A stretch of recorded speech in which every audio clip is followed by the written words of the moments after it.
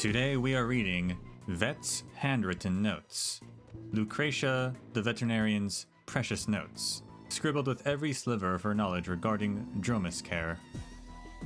This collectible can be found starting from the Kefali Plaza Space Hangar in Akama. It is located on a table in front of Tessius, the dromas caretaker, in the dromas workshop. Light calendar year 4, month of gate. I have decided to record the recent unusual behavior of the dromases. Perhaps one day these logs will help me understand what happened to them. I am deeply vexed as a vet. Never have I seen such symptoms. Even the medical journals grandfather left me did not record such an occurrence.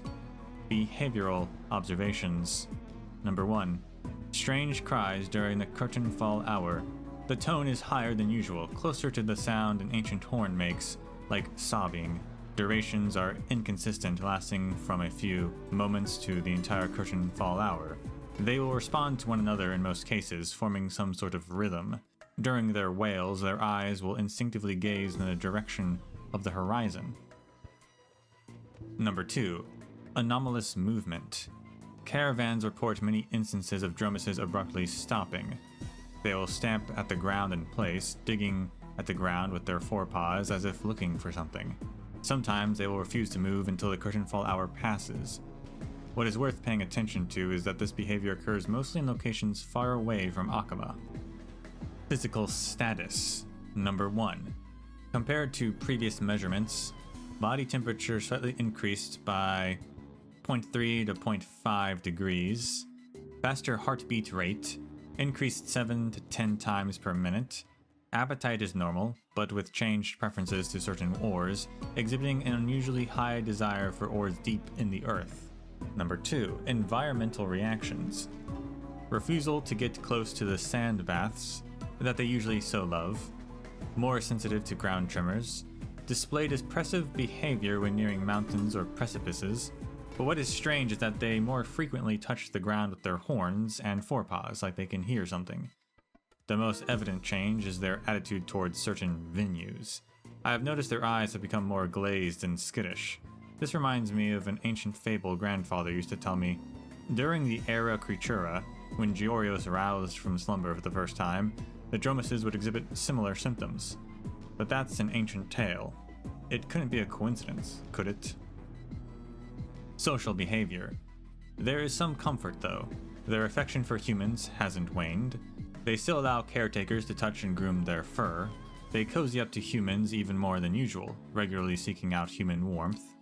Especially during the curtain fall hour, they will gather in the vicinity of their caretakers. Treatment attempts. Increase daily massage frequency to help them relax. Increase dosage of calming herbs in their drinking water. Change their sand bath method, directly splashing their bodies with sand. Try using music to soothe their nerves. Current applied measures have not seen visible effects. This leads to my increasing suspicion as to whether their erratic behavior is even caused by an illness. Deductions. I have begun to contemplate an arduous deduction. Could some innate instinct be awakening within them? Dromases are blessed gifts bequeathed unto us by Giorios after all. Their connection to this land is unfathomable. A few days ago, I perused some ancient texts about the origin of dromases. According to these records, they spawned from Giorios' spine.